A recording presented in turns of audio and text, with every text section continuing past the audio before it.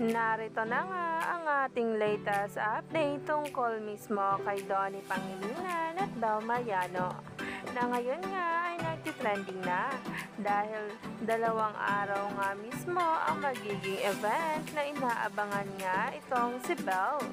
Narito na nga ang ating latest update tungkol mismo kay Bel Mariano na ngayon ay pinag-uusapan na.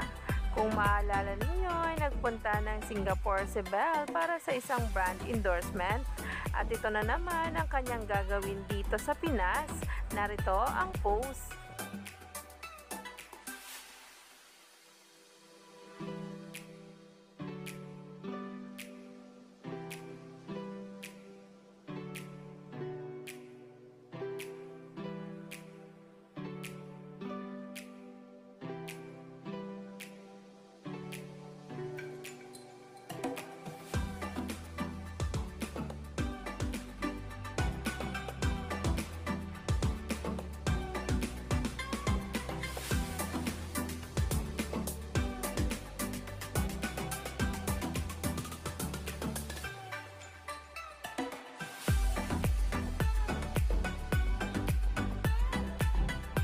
Grabe na nga ang excitement ngayon ng mga bula kung saan ay magiging present na naman sila at magiging team live sa kaganapan ni Bel.